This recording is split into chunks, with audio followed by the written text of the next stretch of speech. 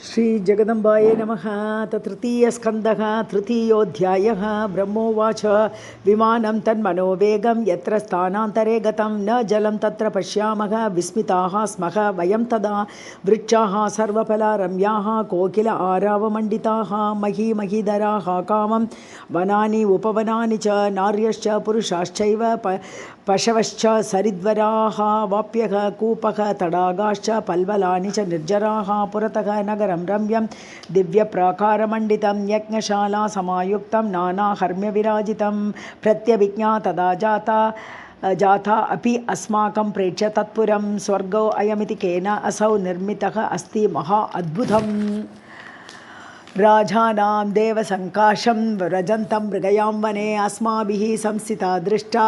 विमान उपरि च अम्बिका क्षणात् चचार गगने विमानं पवनईरितं मुहूर्ताद्वा ततः प्राप्तं देशे च अन्ये मनोहरे नन्दनं च वनं तत्र दृष्टम् अस्माभिः उत्तमं पारिजाततरुच्छाया संश्रिता सुरभिः स्थिता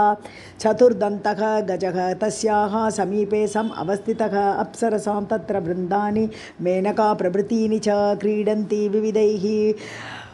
भावैः गाननृत्यसमन्वितैः गन्धर्वाः शतशः तत्र यक्षाः विद्याधराः तथा मन्दारवाटिका मध्ये गायन्ति च रमन्ति च दृष्टः शतक्रतुः तत्र पौलोम्या सहितः प्रभुः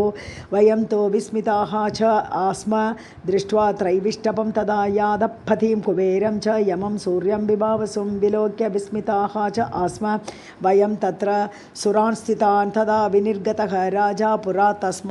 सुमण्डितात् देवराज इव अक्षोभ्यः नरवाह्य अवनौ स्थितः विमानस्थाः वयं तच्च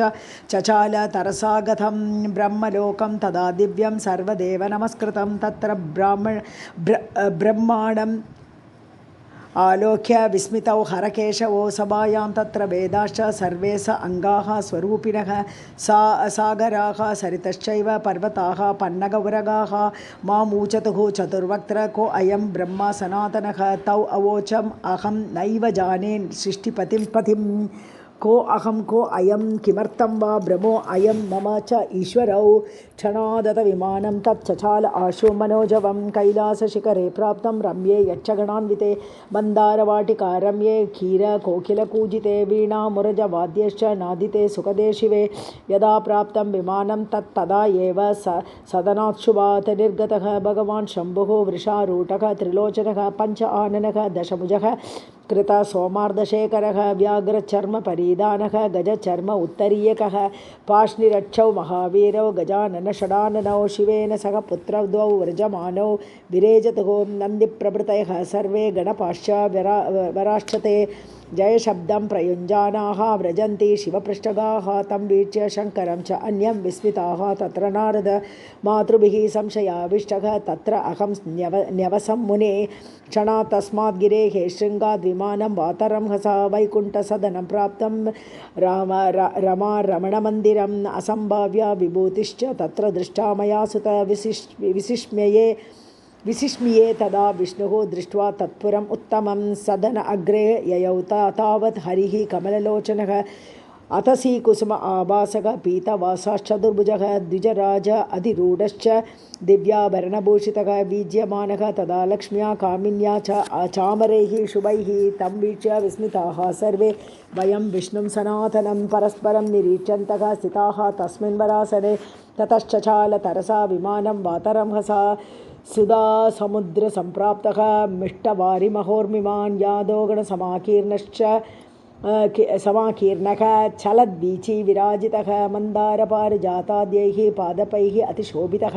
नाना आस्तरणसंयुक्तः नानाचित्तविचित्रितः मुक्तादाम परिक्लिष्टः नानादाम विराजितः अशोकबकुल आख्यैश्च वृक्षैः कुरबक आदिभिः संवृतः सर्वतः सौम्यैः केतकी चम्पकैः वृतः कोकिलारावसङ्गोष्ठः दिव्यगन्धसमन्वितः द्विरेफ अतिरणत्कारैः अंजितः परम अद्भुतः तस्मिन् द्वीपे शिवाकारः पर्यङ्कः सुमनोहरः रत्नालीखचितः अत्यर्थं नानारत्नविराजितः दृष्टः अस्माभिः विमानस्थैः दूरतः परिमण्डितः नाना आसरणसञ्चन्न इन्द्रचापसमन्वितः पर्यङ्कप्रवरे तस्मिन् उपविष्टा वराङ्गना रक्तमाल्याम्बरधरा रक्तगन्धानुलेपना सुरक्तनयना कान्ता विद्युत्कोटिसमप्रभा सुचारुवदना रक्तदन्तच्छद विराजिता रमाकोट्य अधिका कान्त्या सूर्यबिम्बनिभा अखिला वरपाश अंकुश अभीष्टधरा श्रीभुवनेश्वरी अदृष्टपूर्वा दृष्टा सा सुन्दरी स्मितभूषणा ह्रीङ्कारजपनिष्ठैस्तु पक्षिवृन्दैः निषेविता अरुणा करुणामूर्तिः कुमारी नवयौवना सर्वशृङ्गारवेषाढ्या मन्दस्मितमुखाम्बुजा उद्यत्पीनकुचद्वन्द्व निर्जित अम्बोजकुड्मला नानामणिगण आकीर्ण भूषणैः उपशोभिता कनकाङ्गदकेयूर किरीटपरिशोभिता कनकश्रीचक्रताटङ्क विटङ्क वदनाम्बुजा हृल्लेखा भुवनेशीति नाम जापपरायणैः सखीवृन्दैः स्तुता नित्यं भुवनेशी महेश्वरी हृल्लेखाद्याभिः अमरकन्याभिः परिवेष्टिता अनङ्गकुसुमाद्याभिः देवीभिः परिवेष्टिता देवी षट्कोण मध्यस्था यन्त्रराज उपरि स्थिता दृष्ट्वा तां विस्मिताः सर्वे वयं तत्र स्थिता अभवन् कायीयं कान्ता च किं नाम न जानीमः अत्र संस्थिताः सहस्रनयना रामा सहस्रकरसंयुता सहस्रवदना रम्या भाति दूरात् संशयं न अप्सरा नापि गन्धर्वी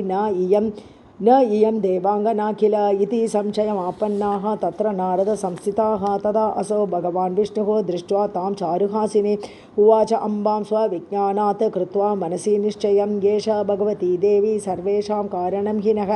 महाविद्या महामाया पूर्णा प्रकृतिः अव्यया दुर्ज्ञेया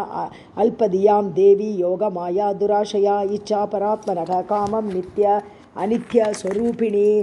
दुराराध्या अल्पभाग्येश्च देवी विश्वेश्वरी शिवा वेदगर्भा विशालाक्षी सर्वेषामादिः ईश्वरी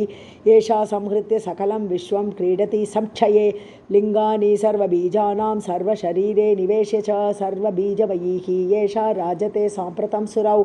विभूतयः स्थिता पार्श्वे पश्यतां कोटिशः क्रमात् दिव्याभरणभूषाढ्या दिव्यगन्धानुलेपनाः परिचर्यापराः सर्वाः पश्यतां ब्रह्मशङ्करौ धन्या वयं महाभागाः कृतकृत्या स्म साम्प्रतं यदत्र दर्शनं प्राप्तं भगवत्याः स्वयं तु इदं तपस्तप्तं पुरा यत्नात् तस्य इदं फलमुत्तमम् अन्यथा दर्शनं कुत्र भवेदस्माकमादरात् पश्यन्ति पुण्यपुञ्जाये ये वदान्याः तपस्विनः रागिणः नैव पश्यन्ति देवीं भगवतीं शिवां मूलप्रकृतिः एव एषा सदा पुरुषसङ्गता ब्रह्माण्डं दर्शयति एषा कृत्वा वै परमात्मने द्रष्टा असौ दृश्यम् अखिलं ब्रह्माण्डं देवताः सुरौ तस्य एषा कारणं सर्वाः माया सर्वेश्वरी शिवा क्व अहं वा क्व सुराः सर्वे रम्भाद्याः सुरयोषितः लक्ष अंशेन तुलामस्याः न भवामः कथञ्चन सा एषा वराङ्गना नाम वै दृष्टाया महार्णवे बालभावे महादेवी दोलयन्तीव मामुदा शयानं वटपत्रे च पर्यङ्के सुस्थिरे दृढे पादाङ्गुष्ठं करे कृत्वा निवेश्य मुखपङ्कजे लेलिहन्तञ्च क्रीडन्तम् अनेकैः बालचेष्टितैः रममाणं कोमलाङ्गं वटपत्रपुटे स्थितं गायन्ती दोलयन्ती च बालभावात्मयी स्थिते सा इयं सुनिश्चितं ज्ञानं जातं मे दर्शनादिव कामं नः जननी सा एषा शृणुतं प्रवदामि अहम् अनुभूतं मया पूर्वं प्रत्यभिज्ञासमुत्थिता इति श्रीमद्देवी भागवते महापुराणे अष्टादशसहस्रां संहितायां तृतीयस्कन्धे विमानस्थैः हरादिभिः देवी दर्शनं नाम तृतीयोऽध्यायः। सर्वं जगदम्बार्पणमस्तु। अथ चतुर्थोऽध्यायः। ब्रह्मोवाच इत्युक्त्वा भगवान् विष्णुः पुनराह जनार्दनः वयं गच्छेम पार्श्वे अस्याः प्रणमन्तः पुनः पुनः सा इयं वरा महामाया दास्यति एषा वरान्हिनः स्तुवामः सन्निधिं प्राप्य निर्भयाश्चरण अन्तिके यदीनः वारयिष्यन्ति द्वारस्थाः परिचारकाः पठिष्यामश्च तत्रस्थाः स्तुतिं देव्याः समाहिताः। ब्रह्मोवाच इत्युक्ते हरिणा वाक्ये सुप्रहृष्टौ सुसंस्थितौ जातौ प्रामुदितौ कामं निकटे गमनाय च। ओम इति उक्त्वा हरिं सर्वे विमानात् त्वरिताः त्रयः उत्तीर्य निर्गता द्वारे शङ्कमाना मनसि अलम्। द्वारस्थान् वीक्ष्य तान् सर्वान् देवी भगवती तदा स्मितं कृत्वा चकार आशु तान् त्रीन् स्त्रीरूपधारिणः। वयं युवतयः जाताः सुरूपाश्चारुभूषणाः विस्मयं परमं प्राप्ताः गताः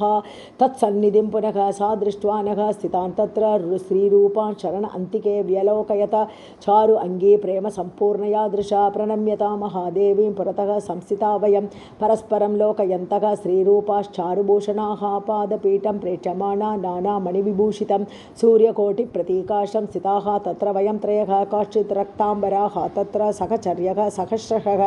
काश्चित् नीलाम्बराः नार्यः तथा पीताम्बराः शुभाः देव्यः सर्वाः शुभ आकाराः विचित्र अम्बरभूषणाः विरेजुः पार्श्वतस्तस्याः परिचर्या पराःखिल जगुश्च नडुतुश्च अन्याः पर्युपासन्त ताः स्त्रियः वीणामारुतवाद्यानि वादयन्त्यः मुदान्विताः। शृणु नारद वक्ष्यामि यद्दृष्टं तत्र च अद्भुतं नख दर्पणमध्ये वै देव्याः चरणपङ्कजे ब्रह्माण्डमखिलं सर्वं तत्र स्थावरजङ्गमम् अहं विष्णुश्च रुद्रश्च वायुरग्नि यमो रविः वरुणः शीतगुः त्वष्टा कुबेरः पाकशासनः पर्वताः सागराः नद्यः गन्धर्व अप्सरसः तथा विश्वावसु चित्रकेतुः श्वेतचित्राङ्गदत्तथा नारदः तुम्बुरुश्चैव हाहाहूहुस्तथैव च अश्विनौ वसवः साध्याः सिद्धाश्च पितरः तथा नागाः शेषादयः सर्वे किन्नर उरग राक्षसाः वैकुण्ठः ब्रह्मलोकश्च कैलासः पर्वतोत्तमः सर्वं तदखिलं दृष्टं नख मध्यस्थितं च नः मज्जनं पङ्कजं तत्र स्थितो अहं चतुराननः शेषशायी जगन्नाथः तथा च मधुकैटभौ। ब्रह्मोवाच एवं दृष्टं मया तत्र पादपद्मनखे स्थितं विस्मितः अहं ततो वीक्ष्य किमेतत् इति शङ्कितः। विष्णुश्च विस्मयाविष्टः शङ्करश्च तथा स्थितः तां तदा मेनिरे देवीं वयं विश्वस्य मातरं ततो वर्षशतं पूर्णं व्यतिक्रान्तं प्रपश्यतः सुधामये शिवे द्वीपे विहारं विविधं तदा सख्यः इव तदा तत्र मेनिरे अस्मान् अवस्थितान् देव्यः प्रमुदित आकाराः नाना आभरणमण्डिताः वयमिपि अतिरम्यत्वाद् बभूविम विमोहिताः प्रहृष्टमनसः सर्वे पश्यन् भावान् मनोरमान् एकदा तां महादेवीं देवीं श्रीभुवनेश्वरीं तुष्टाव भगवान् विष्णुः युवती भाव संस्थितः। श्रीभगवानुवाच नमो देव्यै प्रकृत्यै च विधात्र्यै सततं नमः कल्याण्यै कामदायै च वृद्ध्यै सिद्ध्यै नमो नमः सच्चिदानन्दरूपिण्यै संसार आरणये नमः पञ्चकृत्य विधात्र्यै ते भुवनेश्यै नमो नमः सर्व अधिष्ठानरूपायै कूटस्थायै नमो नमः अर्धमात्रा अर्थभूतायै हृल्लेखायै नमो नमः ज्ञातं मया किलमिदं त्वयि सन्निविष्टं त्वत्तः अस्य सम्भवलयौ अपि मातः अद्य शक्तिश्च ते अस्य कर्णे विततप्रभावा ज्ञाता अधुना सकललोकमयी इति नूनं विस्तार्य सर्वमखिलं सदसद्विकारं सन्दर्शयसि अविकलं पुरुषाय काले तत्त्वैश्च षोडशभिः एव च सप्तभिश्च भासि इन्द्रजालमिव नः किल रञ्जनाय न त्वामृते किमपि वस्तुगतं विभाति व्याप्यये एव सर्वमखिलं त्वम् अवस्थितासि शक्तिं विना व्यवहृतः पुरुषः अपि अशक्तः वम्बण्यते जननि बुद्धिमता जनेन प्रीणासि विश्वमखिलं सततं प्रभावैः स्वैः तेजसा च सकलं प्रकटीकरोषि अस्ति एव देवि तरसा किल कल्पकाले को वेद देवि चरितं तव द्वैभवस्य त्राता वयं जननि ते मतुकैडभाभ्यां लोकाश्च ते सुवितताः खलु दर्शिता वै नीताः सुखस्य भवने परमां च कोटिं यद्दर्शनं तव भवानि महाप्रभावं नाहं भवः न च विरिञ्चि विवेद मातः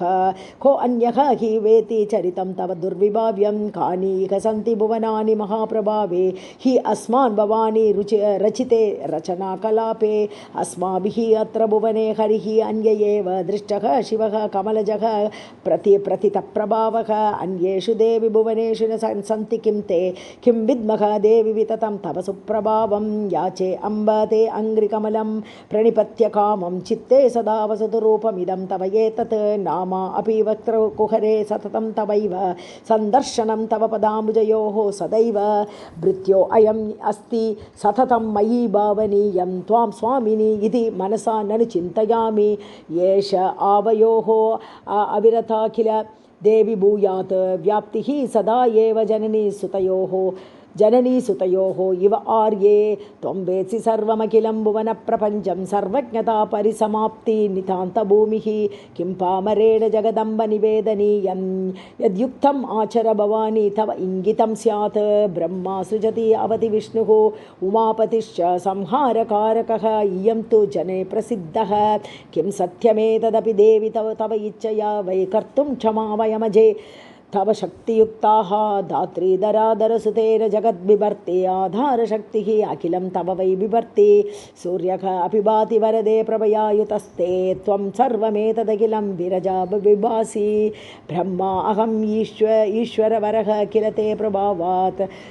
सर्वे वयं जनियुता न यदा तु नित्याः के अन्ये सुराः शतमकप्रमुखाश्च नित्या त्वमेव जननी प्रकृतिः पुराणा त्वं चेद्भवानि दयसे पुरुषं पुराणं जाने अहमद्य तव सन्निधिगः सदैव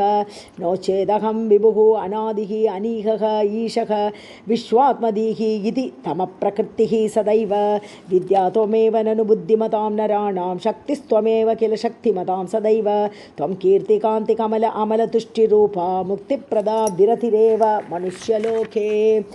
गायत्री असि प्रथमवेदकला त्वमेव स्वाहा सुधा भगवती स्वसगुणा अर्धमात्रा आम्नाय एव विहितः निगमः भवत्या सञ्जीवनाय सततं सुरपूर्वजानां मोक्षार्थमेव रचयसि अखिलं प्रपञ्चं तेषां गताः खलु यतः ननु जीवभावम् अंशाहानादिनिधनस्य किल अनगस्य पूर्ण अर्णवस्य वितता हि यथा तरङ्गाः जीवः यदा तु परिवेति तव एव कृत्यं त्वं संहरसि अखिल मेतद् इति प्रसिद्धं नाट्यं नटेन रचितं वितते अन्तरङ्गे कार्ये कृते विरमसे प्रतितप्रभावा त्राता त्वमेव मम मोहमयात् भवाब्देहे त्वाम् अम्बिके सततं येमि महा आर्तिदे च रागादिभिः विरचिते वितते किल अन्ते मामेव पाहि बहु दुःखकरे च काले नमो देवी महाविद्ये नमामि चरणौ तव सदा ज्ञानप्रकाशं मे देहि सर्वार्थदे शिवे इति श्रीमद्देवी भागवते महापुराणे अष्टादशसहस्रां संहितायां तृतीयस्कन्धे विष्णुना कृतं देवी स्तोत्रं नाम चतुर्थोऽध्यायः। सर्वं जगदम्बार्पणमस्तु।